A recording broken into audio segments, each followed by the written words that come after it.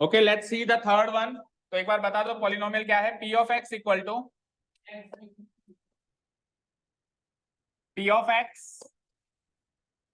To बोलो आगे p x cube plus 13x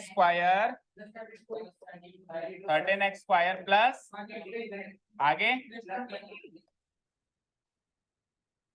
ये वाला पॉलिनोमियल गिवन है हमको। This is the given polynomial, yes और नो। खड़ा हो वहां से, हाँ जल्दी,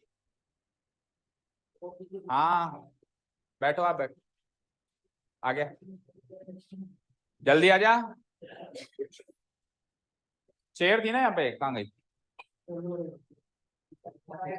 यहाँ बैठ जाने।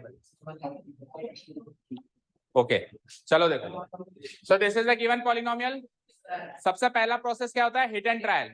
हिट एंड ट्रायल मेथड से हम क्या करेंगे? एक फैक्टर निकालेंगे, ठीक है।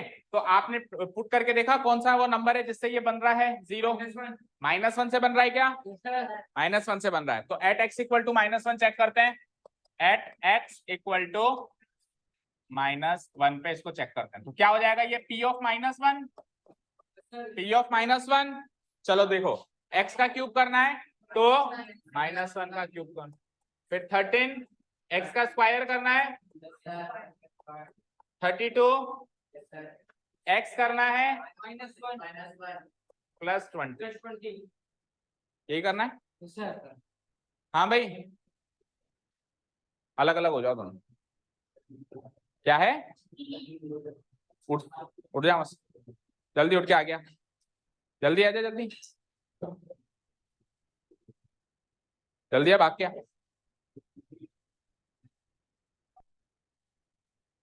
आगे आ जा, बैठे यहाँ पे। अब कोई आपस में बात करता हुआ नहीं दिखाई देना चाहिए मुझे, ठीक है। देखो मैं स्ट्रिक्टली कह रहा हूं, मुझे नीचे इतने बच्चे, सही बता रहा हूं, मैं फिल्टर करके भगाना शुरू करूंगा, क्योंकि जो लोग नहीं पढ़ रहे उनकी वजह से जो लोग पढ़ना चाह रहे हैं वो भी नहीं पढ़ पा रहे हैं, और मेरे पास इतना टाइम नहीं कि मैं 2 बैच बना के आपको अलग अलग कर दूं। तो मेरे पास एक ही ऑप्शन है, जो नहीं पढ़ रहा रवाना, ठीक है। और ये मत सोचना कि फीस जमा करा दी तो अब कैसे रवाना करेंगे, दी हुई फीस भी मैं रिफंड कर दूंगा। मेरे को नहीं चाहिए ऐसे बच्चे, मेरे को लिमिटेड बच्चे ही चाहिए और पढ़ने वाले बच्चे चाहिए, सिंपल सी बात। आपस में कोई बात करता हुआ नहीं दिखाई देगा, सब यहाँ पे देखेंगे, और कोई चीज पूछनी होगी तो मुझसे पूछेंगे सीधे। बगल वाले को थोड़ा ना फीस दी है, मुझे दी है ना, मुझसे पूछो। हाँ जी, सो -1 रखा मैंने, एक्स की वैल्यू -1, -1 का क्यूब क्या होता है? -1 प्लस 13 इंटू -1 का स्क्वायर क्या होता है? +1। नेगेटिव नंबर का स्क्वायर भी क्या होता है? पॉजिटिव होता है प्लस 32 इंटू -1 करूंगा तो -32 होगा, एंड +20 हो जाएगा, होगा, ठीक है। अब इसको सॉल्व करें, देखो -1 13 बन जा, -32 as it is, and +20 as it is. तो अब पॉजिटिव पॉजिटिव काउंट करो, कौन कौन से हैं? पॉजिटिव पॉजिटिव, तो पॉजिटिव पॉजिटिव, एक तो 13 पॉजिटिव है और एक 20 पॉजिटिव है, तो 13 एंड 20 कितने होते हैं? 33। और नेगेटिव नेगेटिव काउंट करो, -1 एंड -30, तो ये दोनों भी -33 हो गए। देखो पॉजिटिव पॉजिटिव का जोड़ भी 33 है और नेगेटिव नेगेटिव का जोड़ भी 33 है, तो ये -33 एंड 33 -33 इज 0। सो 1 पे ट्राई और -1 पे ट्राई किया और -1 पे मुझे 0 मिल गया। हो सकता है आपने पहले 1 पे ट्राई किया हो, ठीक है। बाकी एक हिंट दूं, अगर कोई भी नेगेटिव टर्म नहीं है ना क्वेश्चन में, तो हमेशा नेगेटिव पे मिलेगा, पॉजिटिव पे मिल नहीं सकता। पॉजिटिव वैल्यू रख के इसको 0 कैसे बना सकते हो? कॉमन सेंस की बात है भाई, एक भी नेगेटिव टर्म है क्या ऊपर देखो, तो कोई भी पॉजिटिव वैल्यू रख के 0 बनेगा क्या? नहीं बनेगा, नेगेटिव वैल्यू रख के ही वो 0 बनेगा। तो ये छोटे मोटे हिंट लेके चलेंगे। सो मैं +1 की जगह -1 से मैंने उसको ट्राई किया। ओके, यहाँ तक कोई डाउट? बोलो। अब देखो यहाँ पे x की वैल्यू -1 पे मुझे फैक्टर 0 मिला है, तो फैक्टर क्या होगा? उल्टा, x +1। भाई जो 0 मिलता है उसका उल्टा होता है फैक्टर, तो मैं यहां से क्या लिखूंगा? सो x इक्वल टू -1 तो है 0, ये तो है is the 0 of p of x, ये तो 0 है, लेकिन मुझे चाहिए फैक्टर। मुझे क्या चाहिए? सो -1 को इधर बुलाऊंगा तो x +1 हो जाएगा फैक्टर, शॉर्ट ट्रिक क्या है, जो 0 मिलता है उसका उल्टा फैक्टर मिलता है। -1 पे 0 मिला तो +1 पे फैक्टर मिलेगा, +1 पे 0 मिला तो -1 पे। सो x + 1 is a factor of a, इसलिए लिखा है मैंने क्योंकि और भी फैक्टर्स है, उनमें से ये एक है। और भी है ना, 3 फैक्टर्स है ना, उनमें से एक फैक्टर मुझे मिल चुका है। Is a factor of p of done. ठीक है, क्लियर है। अब एक फैक्टर मिल गया, stage number 1 clear. Stage number 2 क्या होती है, लॉन्ग डिवीजन मेथड। चले उस पे, चलिए। सो नेक्स्ट स्टेप पे फटाफट से मुझे p ऑफ x बताओ फिर से क्या था। x3, हाँ हाँ, और जिससे डिवाइड करूंगा उसको g ऑफ x से डिनोट कराते हैं, और किससे डिवाइड करूंगा, जो फैक्टर मिला था। क्या मिला फैक्टर आपको, ठीक है, x प्लस। ओके, अब डिवाइड कराना स्टार्ट करें। सो इनको अरेंज कर दूं मैं, कैसे अरेंज करते हैं, लॉन्ग डिवीजन स्ट्रक्चर में, लाइक दिस। थोड़ा नीचे से कर दो, ऐसे अरेंज करते हैं वो लोग, ठीक है। सो वो लोग क्या है, पॉलिनोमियल क्या है, x³ plus 13x² plus 32x plus 20, and what is the divisor, x + 1। अच्छा, कुछ मेक श्योर करने के लिए भी कहा था, हालांकि अभी आपके 9th लेवल पे इतने डिफिकल्ट क्वेश्चन नहीं है जिसमें वो उस सीरीज को तोड़ रहा हो। यहाँ पे वो सीरीज को फॉलो कर रहा है, देखो, क्यूबिक, क्वाड्रेटिक, लीनियर, कांस्टेंट। लेकिन इन केस वो सीरीज टूट रही है तो हमको कुछ करना पड़ता है उसके लिए। तो अभी तक ऐसा क्वेश्चन आया नहीं, और शायद 9th में आएगा भी नहीं। ठीक है, आएगा जब भी बताएंगे, बीच में क्यों हम डिस्टर्ब करें ट्रेंड को, है ना। बाकी 10th में तो आएगा ही आएगा, ठीक है ना। और इधर भी देखो, पहले लीनियर देन कांस्टेंट, तो डिसेंडिंग ऑर्डर फॉलो हो रहा है, डिवीजर में भी और डिविडेंड में भी, दोनों में डिसेंडिंग ऑर्डर फॉलो होना चाहिए। जो डिग्री है ना, टर्म की डिग्री, इस टर्म की डिग्री क्या है 3, इस टर्म की डिग्री क्या है 2, इसकी लीनियर की क्या होती है 1, और कांस्टेंट नंबर की क्या होती है 0। तो वो ट्रेंड फॉलो हो रहा है डिसेंडिंग ऑर्डर का, एज वेल एज डिवीजर में भी फॉलो होना चाहिए, not only in dividend but also in divisor. Okay, चलो आगे क्या करते हैं, खिड़की खोलते हैं, यही करते हैं बोलो। खिड़की खोल के हम पहली टर्म को पहली टर्म से डिवाइड करते हैं, राइट। सो इसकी पहली टर्म क्या है, और डिवीजर की पहली टर्म क्या है, तो ऊपर 3x है, नीचे 1x है, तो 1x से x कट के x² बचेगा, x² बचेगा बोलो। नेक्स्ट क्या होता है, इसको इससे मल्टीप्लाई करके यहाँ लिखना होता है, क्वोशंट को डिवीजर से मल्टीप्लाई करके डिविडेंड के जस्ट नीचे अरेंज करना होता है। करें अरेंज, सो मल्टीप्लाई करो, x² इंटू x, x² बन जा भाई, जब 5 बन जा 5 होता है, 2 बन जा 2 होता है, तो x² बन जा भी, मतलब 1 से किसी को मल्टीप्लाई करो वही नंबर आता है। खींच दूं लाइन, क्या करेंगे हम, साइन चेंज, तो ये माइनस ये माइनस, और पहली टर्म तो आंख बंद करके हम कैंसिल आउट कर सकते हैं, हमेशा कटती है। दूसरी टर्म से सॉल्व करना स्टार्ट करते हैं। सो x² तो हो ना हो आंसर तो x² में ही आएगा, हो ना हो आंसर तो, भाई इस चीज का तो डाउट होना ही नहीं चाहिए कि सर आंसर x² में आएगा या क्यूब में आएगा या x में आएगा।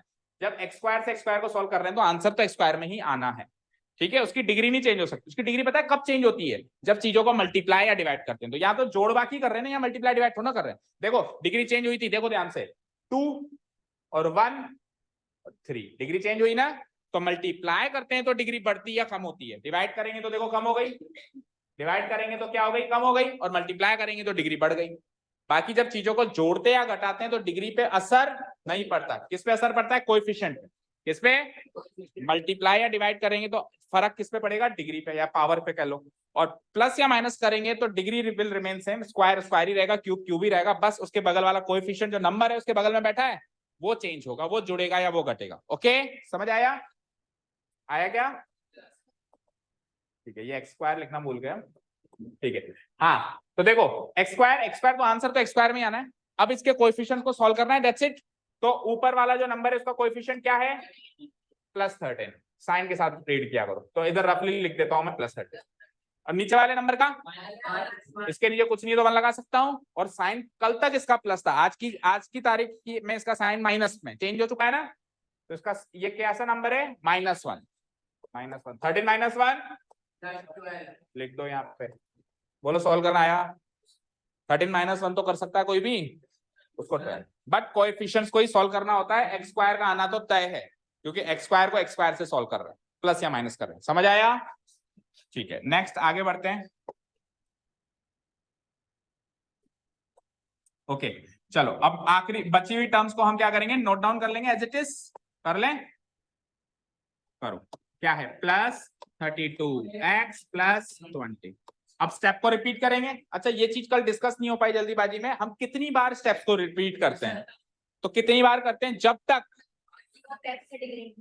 तक इस डिवीजर से कम डिग्री ना आ जाए। अभी इसकी डिग्री क्या है 1, इसकी डिग्री क्या है 3, ज्यादा है ना।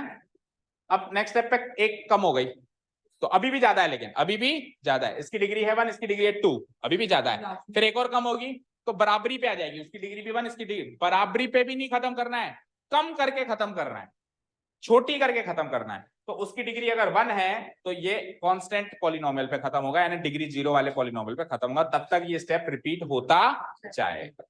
समझ गए क्या, क्लियर है। चलो, तो डिग्री 3 से 2 पे आ गए। अगेन पहली टर्म को पहली टर्म से करो डिवाइड। पहली टर्म क्या है, 12x², और डिवीजर की पहली टर्म तो सेम ही है x।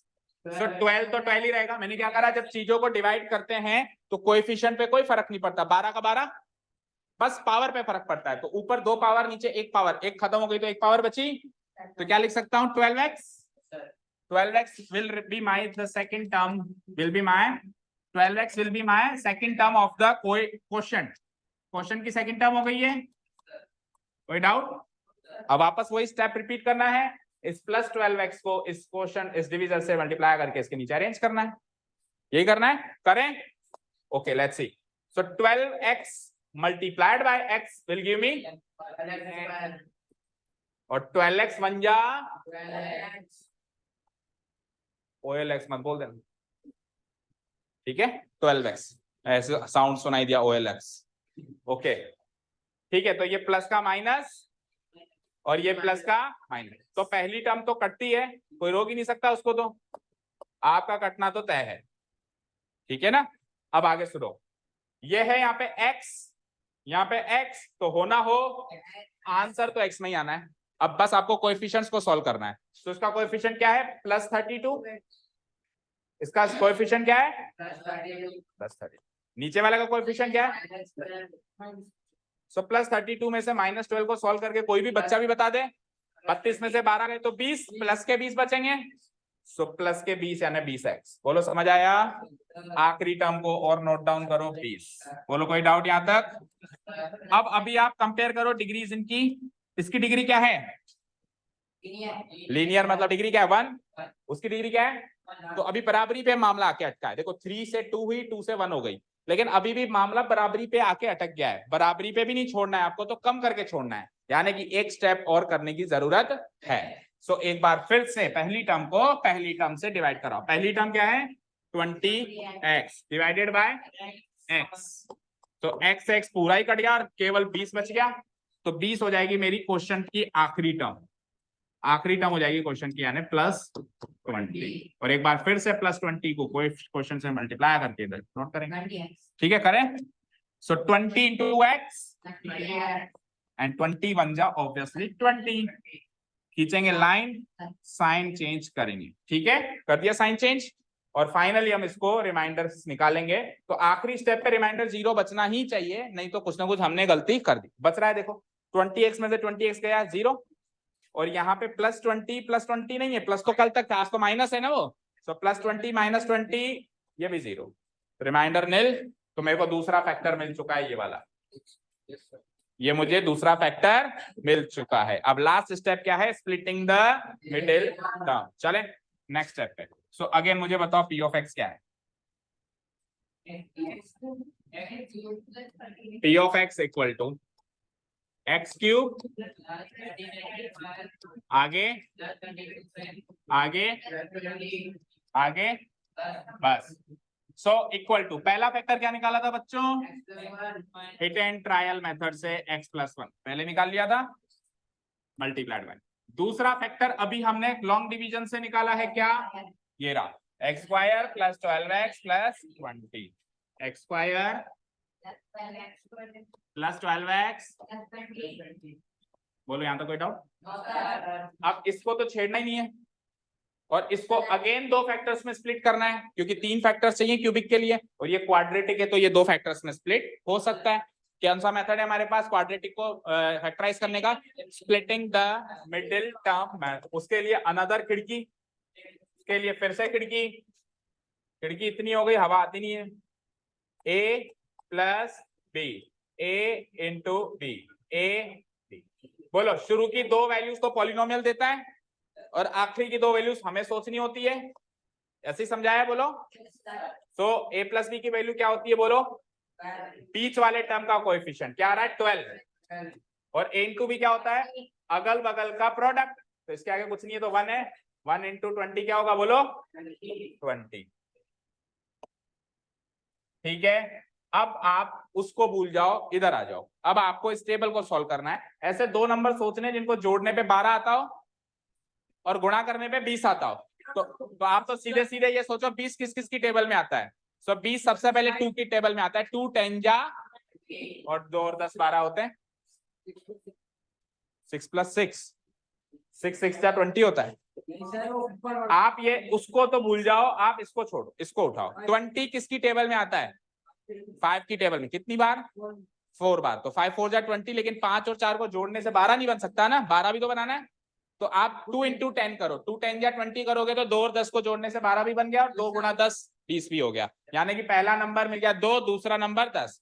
कैसे भी लिख लो, पहले मैं बड़ा लिख देता हूँ, बाद में छोटा लिख देता हूँ। 10 और 2 मिल गए मुझे। यानी कि अब स्प्लिट करूंगा मैं 12x को किन दोनों में? 10x में और 2x में। कर दूं स्प्लिट? एक लाइन लिख दूंगा, splitting the middle term we get x plus 1 into, एक बड़ा ब्रैकेट खोलो, पहली term as it is 12x को स्प्लिट कर दो 10x और 2x में।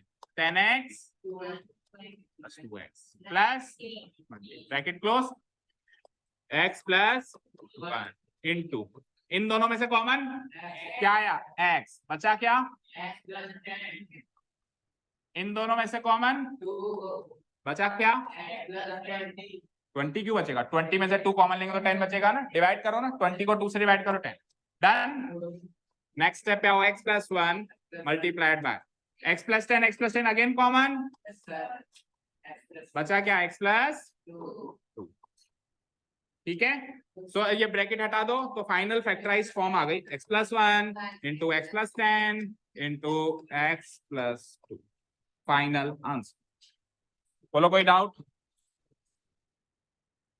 कोई डाउट नहीं है? इसका मतलब देखो -1 पे 0 मिला था ना, इसका एक फैक्टर x प्लस 2 भी निकला है, यानी -2 पे भी 0 मिलता। अगर x प्लस 2 फैक्टर है तो -2 पे 0 मिलेगा, उल्टा होता है। और x प्लस 10 फैक्टर है। अब परीक्षित, अगर तू इसको हिट एंड ट्रायल से सारे तीनों ही निकालने लगता तो तेरे को 10 तक की कहानी सोचनी होती। 10 भी नहीं, -10, पहले +10 फिर -10।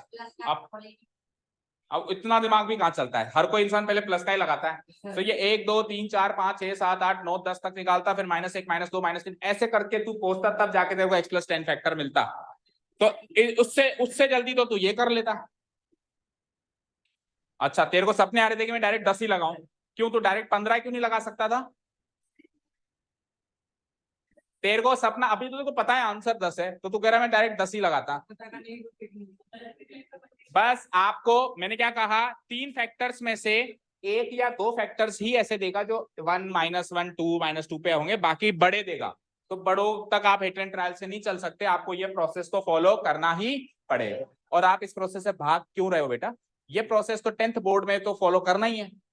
अभी भाग जाओगे चलो, लेकिन फिर 10th बोर्ड में तो फंसोगे ना। ऊंट पहाड़ के नीचे कभी तो आएगा। 10th वाला पहाड़ है अभी अगले साल पूरा। ठीक है ना? क्लियर है? ठीक है ना? और इजी है क्या? 10th तो इजी है। हाँ, उसने पहले कर ली, वो 10th से पास आउट हो गए 9 में है। ओके चलो, एनीवेज, सो अगला वाला क्वेश्चन, ये वाला किस किस को डाउट है? बोलो। 4th वाला किस किस को डाउट है? 4th वाला करवाना है? कितने बच्चे कहते हैं करवाना है?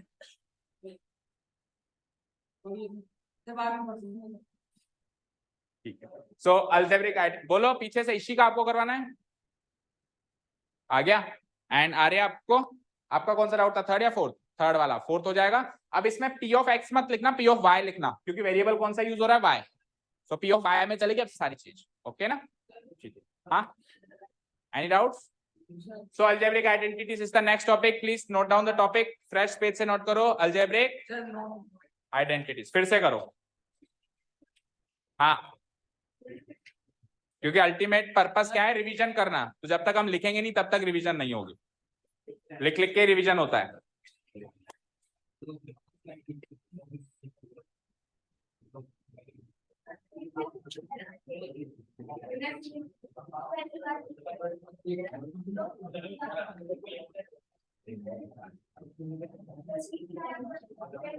अरे आवाज नहीं.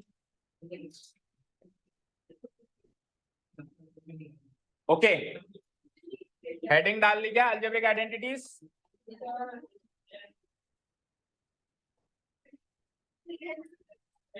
ये लास्ट टॉपिक आ गया हमारे चैप्टर का. हमको इसमें 10 अलजेब्रिक आइडेंटिटीज याद करनी है और 10 अलजेब्रिक आइडेंटिटीज याद हो जाएंगी तो अगली एक्सरसाइज हमसे सॉल्व हो जाएगी. और एक बड़ा क्वेश्चन इस वाले एक्सरसाइज से आना तय है. एक बड़ा क्वेश्चन इस वाले एक्सरसाइज से आना तय है. खड़े और संयम एंड तनिष. इतनी देर पेन लेने में लगती है. तू क्या झांक रहा है उसके बैग में? हाँ जी. सो 10 अलजेब्रिक आइडेंटिटीज की बात करेंगे. सबसे पहले तो सबसे सरल जो बचपन से सीखते हुए आए, a प्लस बी का. अब पहले तो कुछ और चर्चा करते हैं. हेडिंग नोट डाउन कर ली? सबकी नजर स्क्रीन पे देखो. यहाँ पे देखो, हर एक अलजेब्रिक आइडेंटिटीज में एक इक्वल टू का साइन होता है. आ रहा है इधर देखो. हर अलजेब्रिक आइडेंटिटी में एक इक्वल टू का साइन होता है. इक्वल टू के साइन के इधर कुछ पार्ट होता है जिसको हम एलएचएस पार्ट कहते हैं और इधर वाला होता है. ठीक है ना? किसी भी इक्वेशन में ये तो सिस्टम होता ही है. अब जहां तक अलजेब्रिक आइडेंटिटी की बात है तो हर एक अलजेब्रिक आइडेंटिटी के दो फॉर्म्स हैं. कितनी फॉर्म्स हैं? एक फॉर्म है एक्सपेंडेड फॉर्म और एक फॉर्म है फैक्टराइज्ड फॉर्म. एक फॉर्म है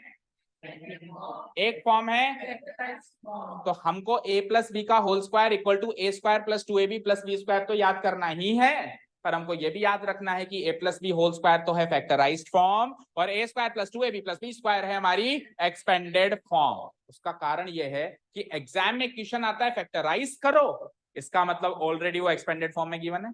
और एग्जाम में क्वेश्चन आता है एक्सपेंड करो, इसका मतलब ऑलरेडी वो फैक्टराइज्ड फॉर्म में गिवन है. तो हमको फॉर्म भी पता होनी चाहिए. अब सबसे बड़ा कंफ्यूजन, सर कैसे पता करेंगे कौन सी तो फैक्टराइज है और कौन सी एक्सपेंडेड है? सो फैक्टराइज फॉर्म क्या होती है? जिसमें something multiplied by something multiplied by something, ऐसी चीज. जैसे अभी हमने पिछले क्वेश्चन को फैक्टराइज किया. क्या किया हमने पिछले क्वेश्चन को? तो लास्ट में देखो something multiplied by something multiplied by something, ऐसी फॉर्म दिखाई दे रही है. तो ये फैक्टराइज फॉर्म है. ये क्या है? वो एक्सपेंडेड फॉर्म थी. वो क्या थी? Expanded form. ये क्या है? इसमें something multiplied by something multiplied by something, ऐसी चीजें दिखाई. ये फैक्टर्स हैं. फैक्टर्स. तो ये फैक्टराइज फॉर्म है और उसको सॉल्व कर दूं तो वो मिल जाएगा. तो उसको एक्सपेंडेड फॉर्म बोलते हैं या सिंप्लीफाइड फॉर्म भी बोलते हैं. यहां तक क्लियर है? अब जो पहली आइडेंटिटी है a प्लस बी का होल स्क्वायर, उसको लेते हैं एक बार. लिखना मत, जो मैं बता रहा हूं उसके बाद ही लिखना है ना, अभी मत लिखना. मतलब तो पहली आइडेंटिटी सब लोग जानते हैं क्या होता है? a प्लस बी का होल स्क्वायर. बायजूस का ऐड भी आने लग गया अब तो इस आइडेंटिटी पे आता है ना. Equal to a square. बोलो पहली आइडेंटिटी ये होती है कि नहीं होती है?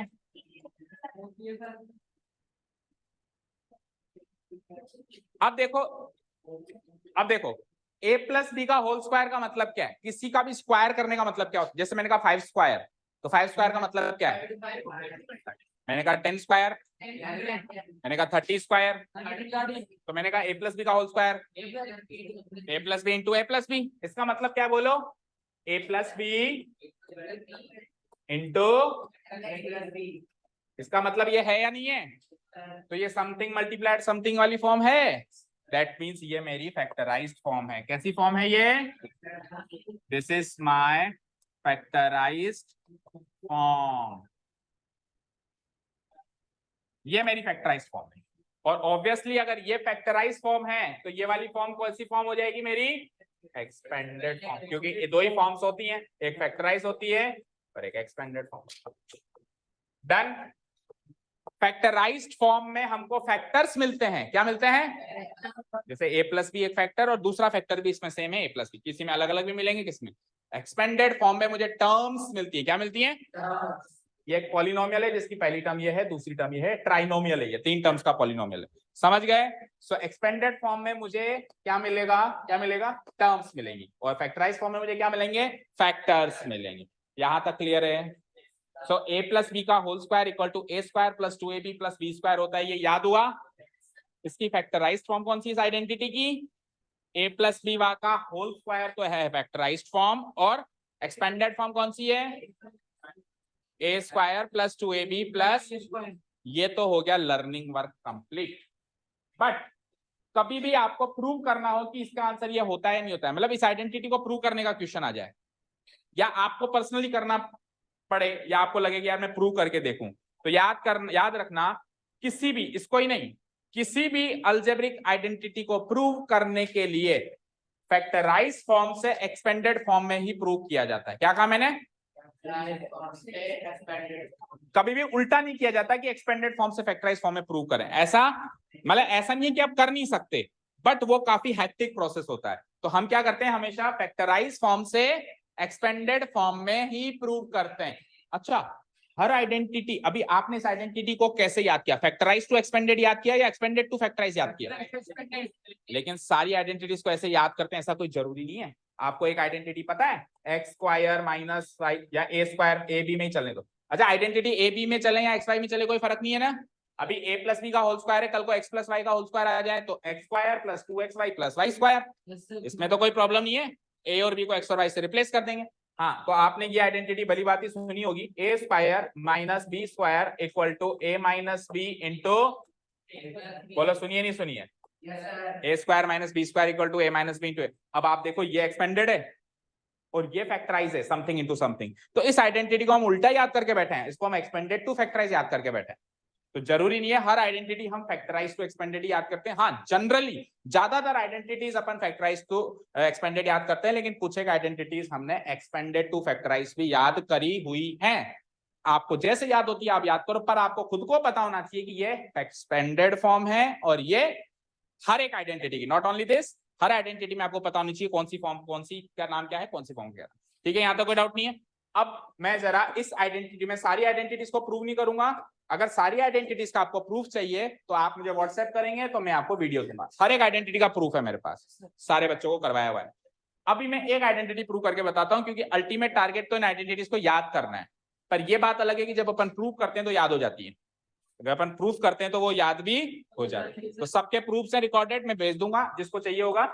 अभी के लिए हम इन आइडेंटिटीज में से पहली वाली आइडेंटिटीज को प्रूव करें, एक आइडेंटिटी को प्रूव करें। स्टार्ट करूं प्रूफ? देखो बहुत ही सरल सा प्रूफ है। क्या कहा मैंने, जब भी आपको आइडेंटिटी को प्रूफ करना है तो फैक्टराइज से एक्सपेंडेड में ही प्रूव करना है, एक्सपेंडेड से फैक्टराइज में प्रूफ। तो फैक्टराइज फॉर्म क्या है बोलो? ये फैक्टराइज फॉर्म है। इसका मतलब क्या होता है? a plus b into a plus, yes और नो? क्या इसका मतलब यही होता है कि a plus b into a plus b? अब पॉलिनोमियल मल्टीप्लीकेशन तो हम 7th 8th क्लास से कर रहे हैं। ये पॉलिनोमियल है, ये पॉलिनोमियल है, मल्टीप्लाई तो करना है। a को a से, फिर a को b से, फिर b को a से, एंड देन b को ab से। ऐसे ही तो करते हैं, 1 to 1 मल्टीप्लीकेशन ही तो करते हैं। करना स्टार्ट करूं? तो सबसे पहले मुझे बताओ a into a, done. a into b plus a b, plus का आया ना। अब b इंटू ए, वैसे तो ba है, लेकिन ba को ab भी बोल सकते हैं भाई। 4 गुणा 3 को 3 गुणा 4 नहीं बोल सकते क्या? तो अगर मैंने पहले ab लिखा है तो अब दोबारा ab लिखे तो ज्यादा सही रहेगा। नहीं तो हमको, अगर हमने एक जगह ab लिखा एक जगह ba लिखा तो हमको ऐसा लगेगा शायद ये दो अलग अलग नंबर्स हैं, लेकिन हमने दोनों जगह, हाँ देखो ba लिख दिया तो उसको तो प्रॉब्लम नहीं है, आपको प्रॉब्लम होगी। क्यों? क्योंकि आप अगली स्टेप में ab और ba को अलग अलग मान के चलोगे, और अगर आपने सेम सेम लिखा ए बी तो आप दोनों को सेम मान के चलोगे। सो हमेशा एक काम किया करो, अल्फाबेटिक ऑर्डर में लिखा करो। किस में लिखा करो? तो ए और बी में से ए पहले आता है, बी बाद में आता है। तो चाहे से आप ए गुणा बी करो, चाहे से आप बी गुणा ए करो, उसको लिखेंगे आप ए बी, अल्फाबेटिक ऑर्डर में लिखेंगे। किस में लिखेंगे? सो बी इंटू ए बी क्या हो जाएगा? ए बी, और फाइनली बी इंटू बी, एक पेन और एक पेन मिलके कितने पेन? एक पेंसिल और एक पेंसिल मिलके कितनी पेंसिल? आपका नाम क्या है? चिन्मय। एक चिन्मय और एक और चिन्मय मिलके कितने चिन्मय? तो एक ए बी और दो ए बी मिलके कितनी ए बी हुई? हो गया काम तमाम, game over. A square plus 2ab plus, so this is the proof of the first identity. This is the proof of the first identity. समझे क्या? तो हमने तो सारी आइडेंटिटीज का प्रूफ किया हुआ है पुराने बच्चों के साथ, तो अगर किसी को चाहिए हो तो आप ले सकते हो। अब बाकी की आइडेंटिटीज हर एक का प्रूफ नहीं करने बैठेंगे क्योंकि कल की तारीख में अपने को एक्सरसाइज स्टार्ट भी करनी है। तो सेकेंड आइडेंटिटी की बात करें, तो सेकेंड आइडेंटिटी बिल्कुल सेम वैसी है, बस प्लस की जगह क्या है? तो मैं इसी में चेंजेस करके बताता हूं बच्चों। सेकेंड आइडेंटिटी, अब सेकेंड आइडेंटिटी में बस ये तीन चेंजेस हैं। पहला चेंज सीरियल नंबर, पहला चेंज सीरियल नंबर 2 हो गया ना ये भी चेंज है। दूसरा चेंज ए प्लस बी का होल स्क्वायर की जगह क्या हो जाएगा? ए, और एक्सपेंडेड फॉर्म में एक की जगह माइनस लगेगा, बाकी सब सेम है। भाई ए स्क्वायर कल भी पॉजिटिव था, आज भी पॉजिटिव है। बी स्क्वायर कल भी पॉजिटिव था, आज भी। बस ये जो 2ab मिडिल टर्म है ये कल पॉजिटिव थी, आज ये क्या हो गई? नेगेटिव हो गई। सो मैं इधर सेकंड आइडेंटिटी हो जाएगी, ये माइनस कर दूंगा, ये माइनस कर दूंगा, ये हो गई मेरी सेकंड आइडेंटिटी। बताओ दो आइडेंटिटीज याद हुई? अब आप कहोगे सर आप तो इसे काट पीट के कर रहे हो। बेटा काट पीट के करने से याद होगी। अब आपको ये आपको सुनो, ये याद हो गया कि ए प्लस बी के होल स्क्वायर और ए माइनस बी के होल स्क्वायर में डिफरेंस क्या है। याद हुआ नहीं हुआ? मैंने काट के लिखाया, प्लस की जगह माइनस कर दिया, तो आपको ये डिफरेंस याद हो गया ना कि उसमें तो प्लस था और इसमें माइनस है। बोलो दो आइडेंटिटीज याद हुई सभी को अच्छे से? चलें थर्ड आइडेंटिटी पे। अब थर्ड आइडेंटिटी वही वाली ले लेते हैं जो अभी मैंने बताई थी। वैसे तो सीक्वेंस शायद आपका वो होगा, बुक में तो वो होगी x प्लस ए इंटू एक्स प्लस बी, है ना? x प्लस ए इंटू एक्स प्लस बी वाली है बुक में थर्ड आइडेंटिटी, या ए स्क्वायर माइनस बी स्क्वायर वाली है? ए स्क्वायर माइनस बी स्क्वायर। चलो सो थर्ड आइडेंटिटी देखो, आइडेंटिटी नंबर 3 बड़ी सरल है। ए बी में ही चलने दो अपने, एक्स और वाई में मत चलने दो, ए बी में चलने दो। So a square minus b square equal to होता है a minus b into, done हो गई याद? बोलो मुश्किल है क्या? अब जब मैं ए स्क्वायर माइनस बी स्क्वायर लिख रहा हूं तो उससे आप इसको मिसअंडरस्टैंड मत कर लेना कि ये ए माइनस बी का होल स्क्वायर है। नहीं, ए माइनस बी के होल स्क्वायर का मतलब होता है पहले ए में से बी को घटाओ और आंसर आए उसका स्क्वायर करो, और उसका मतलब होता है पहले स्क्वायर कर दो और फिर घटाओ। देखो इस केस में पहले दोनों का स्क्वायर कर रहे हैं फिर घटा रहे हैं, इस केस में पहले घटा रहे हैं और आंसर का स्क्वायर कर रहे हैं। तो ये दो अलग अलग बातें हैं। दो नंबरों का स्क्वायर करके घटाना और घटा के स्क्वायर करना, we will get the different answers. ठीक है, तो चलो ये याद हुई क्या तीसरी आइडेंटिटी? इसमें कौन सी एक्सपेंडेड कौन सी फैक्टराइज? अब की बार एलएचएस में एक्सपेंडेड रखी हुई है, चेक करो। अब की बार एलएचएस में कैसी है? Expanded form. This is my expanded form and this is my something into something वाली कौन सी फॉर्म होती है? अब मैं अभी प्रूफ तो करवा नहीं रहा हूं, लेकिन अगर करना पड़े तो कहां से कहां करेंगे? हमेशा फैक्टराइज से एक्सपेंडेड, हमेशा फैक्टराइज से। तो ऐसे मत करना इसको उठा के प्रूव करने चल दिए, इसको कभी होगी नहीं, और होगी तो बड़ी मुश्किल से होगी। इसको उठाओ और प्रूव करने चलो तो वो प्रूव हो जाएगी। इसको सॉल्व करो, जैसे 1 to 1 सॉल्व करोगे ना जैसे अभी किया, तो आंसर वो आ जाएगा आपका। इस तरीके से हम इसका प्रूव कर सकते हैं। फोर्थ नंबर आइडेंटिटी पे चलें, बोलो आइडेंटिटी नंबर 4 यही कर देते हैं। हाँ जी, सो फोर्थ नंबर आइडेंटिटी है आपकी।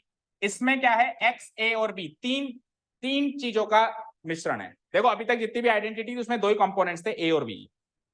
अब पहली बार ऐसी आइडेंटिटी आ रही है जिसमें तीन कंपोनेंट्स हैं, एक्स, ए और बी। सो आइडेंटिटी है कुछ इस तरीके से, एक्स प्लस ए इंटू एक्स प्लस बी। क्या होता है ये आइडेंटिटी? ठीक है, सो इसका आंसर बनेगा एक्स स्क्वायर प्लस ए प्लस बी टाइम्स एक्स, मतलब ए प्लस बी को एक्स से मल्टीप्लाई कर, टाइम्स मतलब जैसे मैंने कहा 2x, तो 2x का मतलब क्या है? 2 टाइम्स x, 2 गुना 3x तो 3 टाइम्स x, तो ए प्लस बी इंटू एक्स का मतलब ए प्लस बी टाइम्स x। ए प्लस बी जो भी आया 10 आया 20 आया उतना गुना करो x का, ओके, प्लस ए इंटू बी या ए बी। तो याद करो, याद हुआ? याद हुआ? X square. हाँ, फिर तू कहेगा सर साइड हो जाओ, बीच में आ रहे हो। अच्छा इसको भी अगर, अच्छा इसमें फैक्टराइज फॉर्म और वो बताओ कौन सी है। एलएचएस साइड में फैक्टराइज फॉर्म रखी हुई है और आरएचएस में एक्सपेंड। और एक्स अगर प्रूव करना होगा तो कहां से कहां करेंगे, एक्सपेंडेड से, फैक्टराइज से एक्सपेंडेड। अब इन सबके प्रूव करके देखना, देखें एक बार कर। ठीक है, 4 आइडेंटिटीज याद हुई, चले 5वीं पे। ओके चलो नेक्स्ट।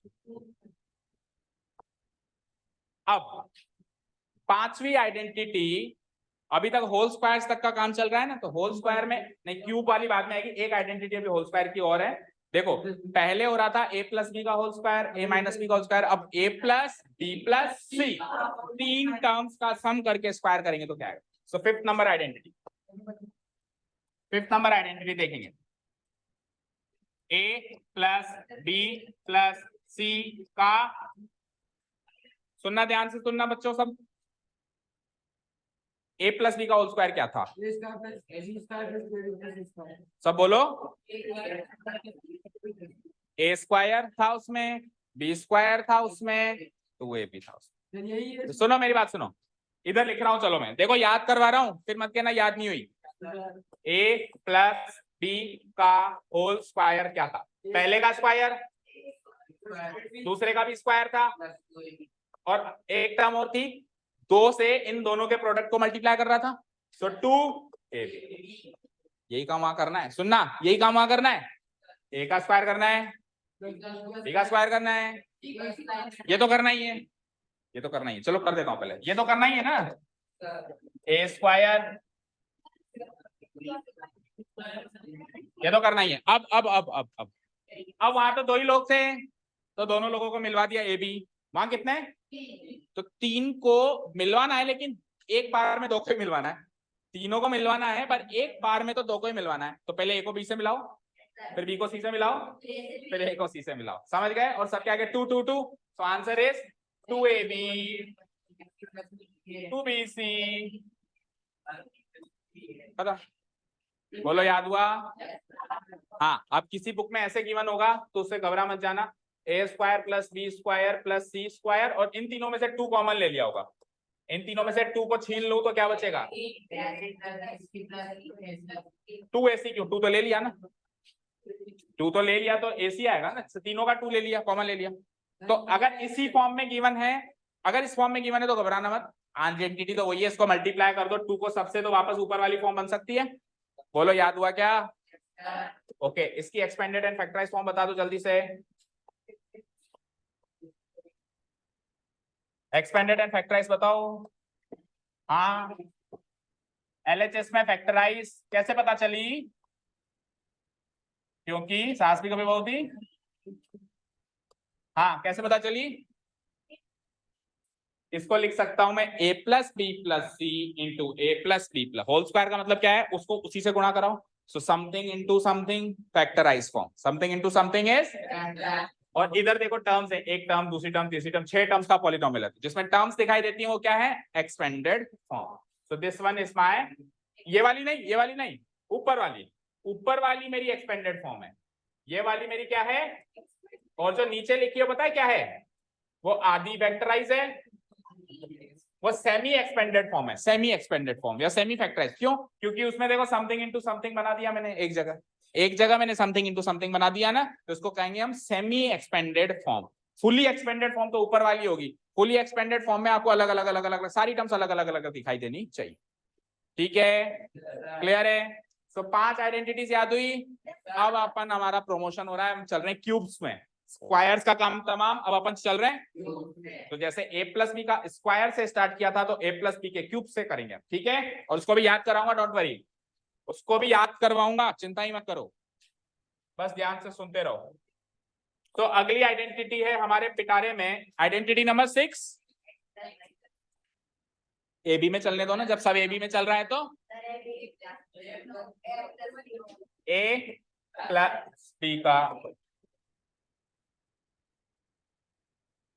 अच्छा सुनो, अब याद करें इसको, नहीं मानोगे तुम दोनों, काम कर ले, चल जा, दोनों बाहर जाओ, अपना अपना काम निपटाओ। ऐसा कौन सा जरूरी था जो 1 सेकंड का भी काम, जिसके चक्कर में तूने हमारे 10 सेकंड बिगाड़ दिए और सबके बिगाड़ दिए। पढ़ने नहीं देता तेरे को? बोल तो ऐसा है, बहुत ही पढ़ता है। हाँ, एग्जाम के पिछले दिन तो रील्स बनाता है, वीडियोस बनाता है, ब्लॉग्स बनाता है। एग्जाम के एक दिन पहले क्या तैयारी चलती है एग्जाम की, मतलब। हाँ जी, इधर आओ। a प्लस बी का होल क्यूब। अब सुनना, ध्यान से सुनना भाई, वापस a प्लस बी के होल स्क्वायर पे चल रहा हूं मैं, उधर से याद करवाऊंगा, a प्लस बी के होल स्क्वायर से याद करवाऊंगा, और याद होगा, पक्का होगा, देखना ध्यान से। क्या था a प्लस बी का होल स्क्वायर? a square. अब सुनो, यहाँ पे स्क्रीन पे देखो सब लोग, और सब लोग बड़े ध्यान से देखना। सबसे पहली चीज तो स्क्वायर हो रहा है ना, स्क्वायर हो रहा है ना, होल स्क्वायर, तो टर्म्स कितनी है? 3। क्यूब होगा ना तो टर्म्स होंगी 4, एक ज्यादा, एक ज्यादा। पहली चीज तो ये चीज क्लियर है, आपको पहले पता होना चाहिए इसके एक्सपेंडेड फॉर्म में कितनी टर्म्स है। स्क्वायर के एक्सपेंडेड फॉर्म में 3 टर्म्स थी, 1 2 3, तो क्यूब के एक्सपेंडेड फॉर्म में 4 टर्म्स होगी, एक ज्यादा होगी। पहली चीज क्लियर हो गई। उसी तरीके से अगर पावर 4 हो उसको एक्सपेंड करूं तो 5 टर्म्स होंगी, 5 हो तो 6 होंगी, 6 हो तो 7 होंगी, हमेशा एक टर्म ज्यादा मिलेगी। ये चीज क्लियर है क्या? अब सुनो ध्यान से, इधर देखो, फोकस करो। हर एक टर्म की डिग्री बताओ मुझे, हर एक टर्म की डिग्री बताओ। इसकी डिग्री 2, इसकी डिग्री, इसकी और इसकी, कौन कह रहा है 1? देखो देखो देखो, ए की 1 है, बी की 1 है, कुल कितनी हो गई? अरे 2 फैक्टर्स है ना। हाँ, डिग्री पूछ रहा हूं।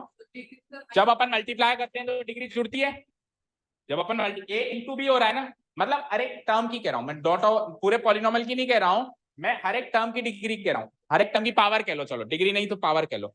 इधर ध्यान दो शौर्य, इसकी पावर कितनी है? इसकी पावर कितनी है? अरे 2 है ना बेटा, एक लेके बैठा है, बी एक लेके बैठा है, तो कुल मिला के कितनी हो गई? इसकी कितनी है? पता है सबकी 2 2 2 क्यों है? क्योंकि यहाँ पे 2 है, क्योंकि यहाँ पे 2 है, तो इसकी एक्सपेंडेड फॉर्म में हर एक टर्म की टोटल पावर 2 है। समझ गए? अब सुनो ध्यान से, सर टोटल पावर तो 2 है, लेकिन ये डिस्ट्रीब्यूट कैसे हुई? ये डिस्ट्रीब्यूट कैसे हुई? देखना इधर स्क्रीन पे। सबसे पहले तो ए ने कहा मैं लूंगा सारी पावर, टोटल पावर कितनी है? 2। इसने कहा मैं सारी पावर लूंगा, एक भी नहीं दूंगा। फिर बी गया मम्मी के पास, दोनों चॉकलेट लेके बैठा है, एक तो दिलवाओ। तो अगली स्टेज पे इसने एक लेके एक बी को दे दी, तो एक इसके पास हो गई, एक इसके पास हो गई, भाई 2 थी, एक दे दी। अब बी की लालच बढ़ गई, अब उसने वो जो एक थी वो भी छीन ली, तो आखिरी आते आते सारी की सारी बी के पास चली गई। सुनना ध्यान से, क्या हुआ?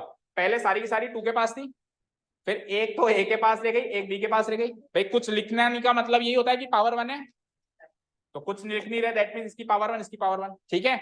और आखिरी में आते आते सारी इसको मिल गई, मिल गई। और फिर हमने क्या लगा दिया? प्लस और प्लस, और क्योंकि स्क्वायर था तो 2 लगा दिया। अब ये का ये लॉजिक ऊपर अप्लाई कर सकते हो सब लोग? देखना, करना, मजा आएगा। सबसे पहले तो सारी की सारी पावर ए ने रख ली, 3 है ना वहां पे, तो अब वो गया मम्मी के पास, मम्मी तीनों चॉकलेट रख के बैठा, एक तो दिलवाओ।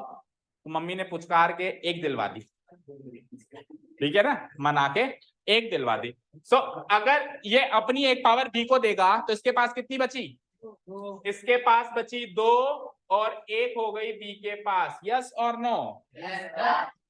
आज भी टोटल चॉकलेट 3 है, देख लो, 2 और 1 3, आज भी टोटल चॉकलेट तो 3 ही है।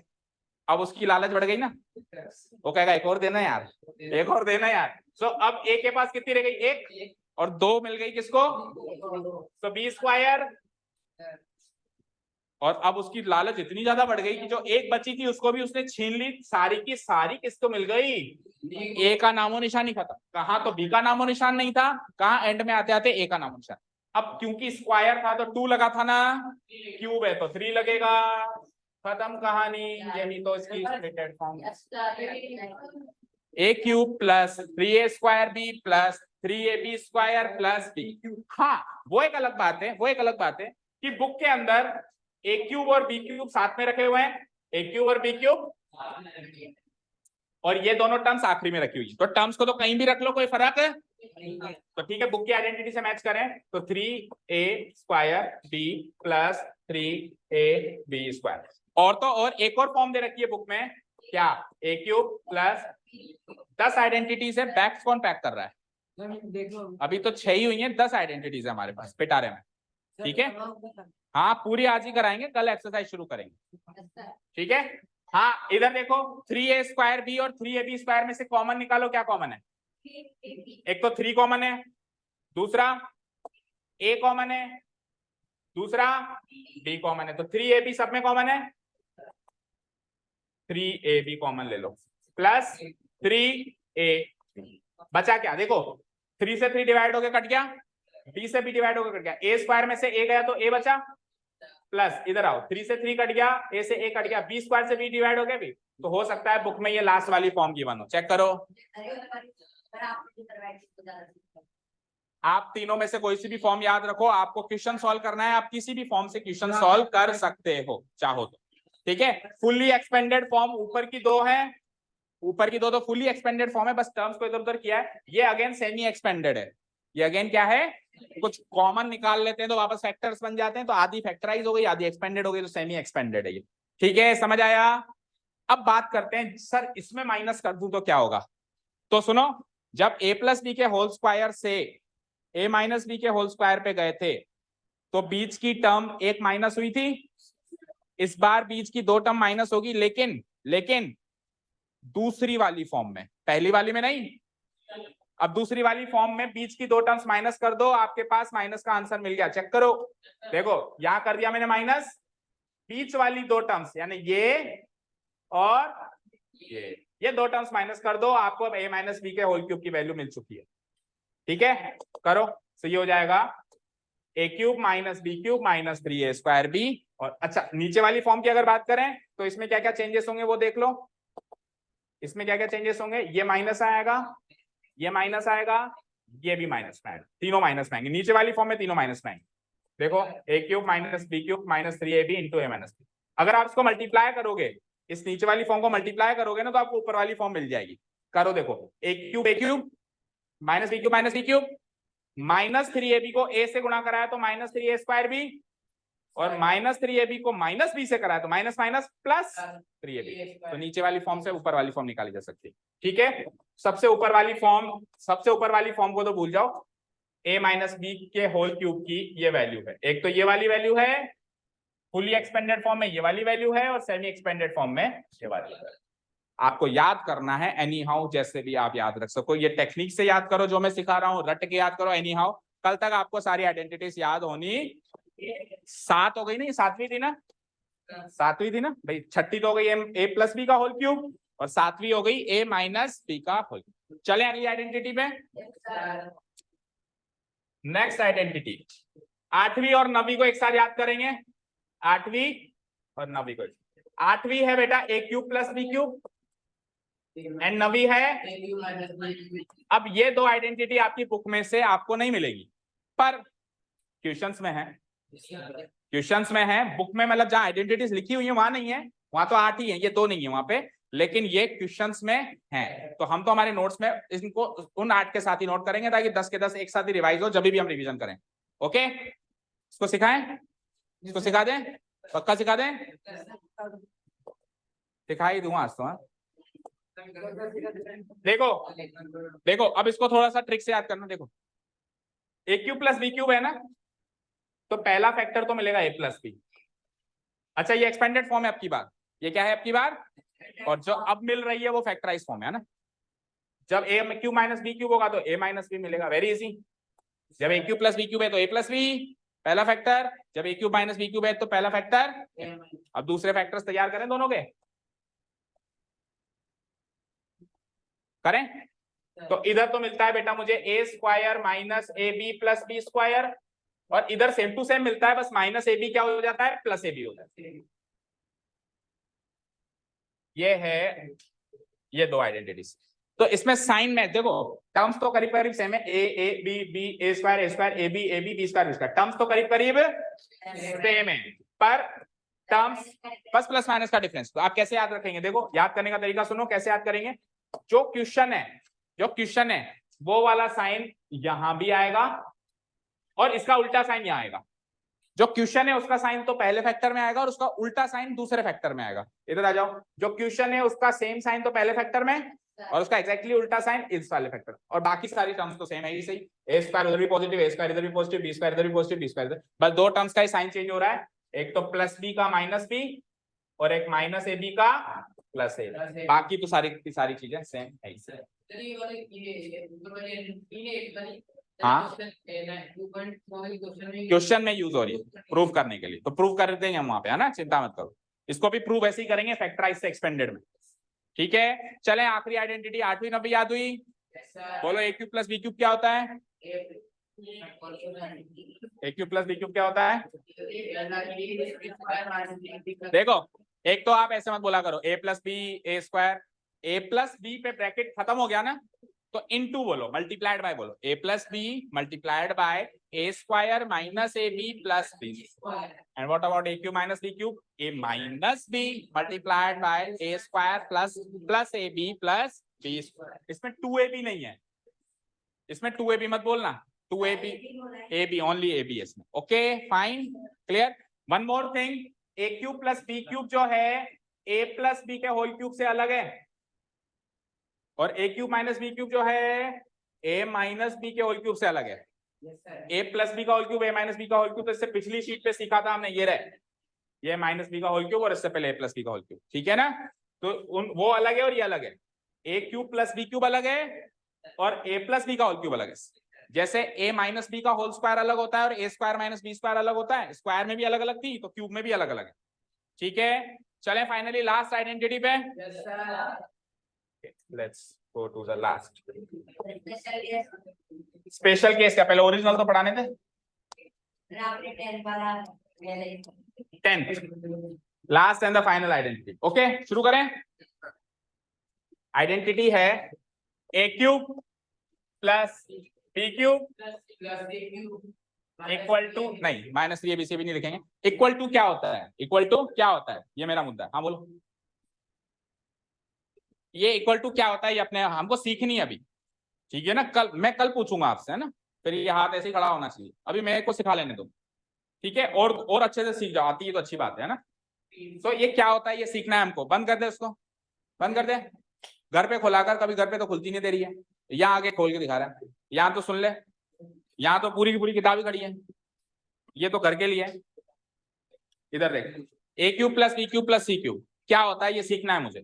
तो आप सीखो कि ए क्यूब प्लस बी क्यूब क्या था, इससे पिछली आइडेंटिटी में क्या था बताओ, याद किया था ना अभी अभी? हाँ हाँ हाँ, यही था क्या? यही था क्या? इससे याद करेंगे वो, इससे याद करेंगे वो, देखना। अब इससे याद करेंगे तो इसका मतलब ये नहीं होता कि सेम टू सेम वैसे आ जाए, थोड़े बहुत चेंजेस होता है, पर करीब करीब 90% पोर्शन सेम है। जब a cube plus b cube था तो पहला फैक्टर ए प्लस बी, तो जब a cube plus b cube plus c cube है तो पहला factor a plus b plus c, yes और नो? पहला फैक्टर क्लियर, क्लियर। दूसरे फैक्टर की ओर बढ़े, सीख दिया, फिर भी बढ़ेंगे, अब फिर भी बढ़ेंगे, ठीक है। अब दूसरा फैक्टर सुनना, दूसरे फैक्टर में क्या है, इसका स्क्वायर है क्या? इस पहले वाले का स्क्वायर है, इस दूसरे वाले का भी स्क्वायर है, तो उधर तो 2 है, इधर 3 है, तो तीनों का होगा। जब 2 थे तो दोनों का था, तो अब 3 है तो तीनों का होगा नहीं होगा? तीनों का स्क्वायर कर दो, ए स्क्वायर प्लस बी स्क्वायर। यहाँ तो कोई डाउट? अब बस ये मत देखा करो सर यहाँ तो अलग अलग थे, यहाँ साथ रख दी, वो तो टर्म्स को इधर उधर रख सकते हैं हम। इसमें भी आप चाहो तो इस माइनस ए बी को बाद में बोल सकते हो, बी स्क्वायर को पहले बोल सकते हो, कोई दिक्कत नहीं है, ठीक है। यहाँ तो कोई डाउट नहीं है किसी को भी? अब सुनो, इसका काम हो गया, ए और बी की जगह तो लिख दिया ए प्लस बी प्लस सी, ए स्क्वायर बी स्क्वायर की जगह लिख दिया ए स्क्वायर बी स्क्वायर सी स्क्वायर लिख दिया। अब ये बच रहा है, तो 2 लोग थे तो दोनों को मिलाया, 2 लोग थे तो दोनों को मिलाया, वहां 3 है तो तीनों को नहीं मिलाना, मिलाना दोनों को ही है, मतलब तीनों को मिलाना है लेकिन एक बार में 2 ही मिलने चाहिए। तो ए को बी से मिलाना है, बी को सी से मिलाना है, तो माइनस ए बी, इधर तो सिंगल माइनस ए बी बना, वहां क्या बनेगा? माइनस ए बी भी बनेगा, माइनस बी सी भी बनेगा, माइनस ए सी, सी ए कह लो या ए सी कह लो, एक ही बात। मैंने क्या कहा था, अल्फाबेटिक ऑर्डर में लिखा करो, उससे ज्यादा अच्छे से याद होता है। So minus a b minus BC। यहाँ तक कोई डाउट? यहाँ तक कोई डाउट? अब बस इसमें एक एक्स्ट्रा चीज है जो याद करनी है। मैंने क्या कहा था, करीब करीब तो सेम है लेकिन कुछ एक्स्ट्रा आ ही जाता है। तो इसमें एक्स्ट्रा चीज है कि ये सब कुछ हो जाए ना, तो आखिरी में तीनों को मिला दो और 3 लगा दो, 3ABC प्लस का 3ABC। अब ये आइडेंटिटी पूरी हो जाती है। अब सुनो, इस समय एक्सपेंडेड और फैक्टराइज कोई फॉर्म ही नहीं है। क्यों? क्योंकि देखो, उसको तो आप कह दोगे एक्सपेंडेड फॉर्म है, लेकिन इसको फैक्टराइज क्यों नहीं कह पाओगे? क्योंकि समथिंग इनटू समथिंग तो हो रहा है, लेकिन बाद में टर्म आ गई। तो इसको फुली फैक्टराइज फॉर्म करने के लिए इस टर्म को उधर भेज देंगे। कहां भेज देंगे? उधर की साइड भेज देंगे। तो जब हम उधर की साइड भेजेंगे, तो एग्जैक्टली हमारी बुक से ये मैच हो जाएगी। देखो कैसे, इस प्लस 3ABC को उधर ले जाओ, तो प्लस 3ABC उधर जाके क्या हो जाएगी? तो ये बन जाएगी मेरी A³ plus B³ plus C³ same चीज, A³ प्लस B³ प्लस। अब प्लस 3ABC इधर आएगा तो यहाँ तो कोई डाउट? इक्वल टू कोई डाउट? अब सुनो, जब ये माइनस 3ABC उधर चला गया तो बस यही पोर्शन बचा, यही फैक्टराइज पोर्शन बचा। क्या बचा?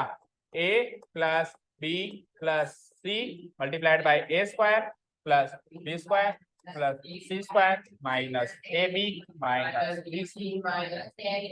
अब आप आपकी बुक से मैच कर लो, ये आइडेंटिटी मैच होती है कि नहीं होती है। वो याद कराने के लिए पहले मैंने 3ABC नहीं लिखा, अब याद कराने। अब देखो, ये फुली एक्सपेंडेड फॉर्म है और ये फुली फैक्टराइज फॉर्म है। ओके, अब सुनो, एक और चीज रह गई अभी। इसका एक स्पेशल केस है, इस आइडेंटिटी का एक स्पेशल केस है। स्टार मार्क लगा के लिख रहा हूं, स्पेशल केस। स्पेशल केस क्या है? स्पेशल केस ये है कि when A plus B plus C की वैल्यू 0 हो।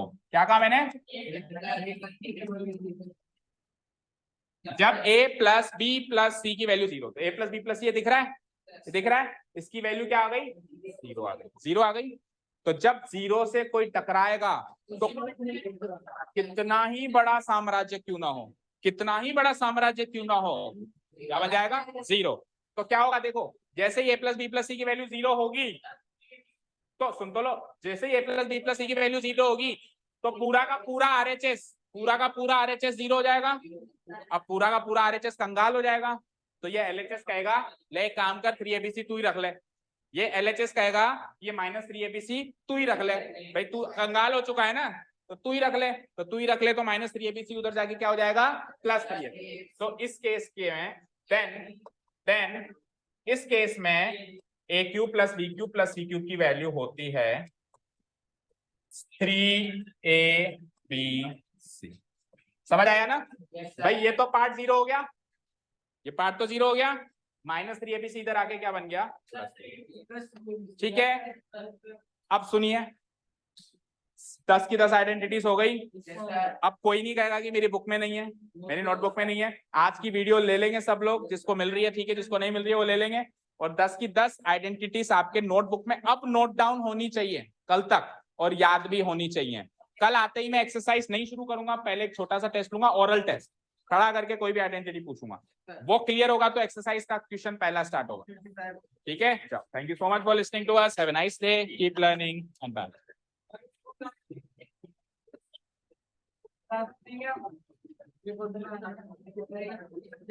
अरे यार, कितनों को लाओगे तुम? पढ़ते तो हो नहीं, कौन आना चाह रहा है?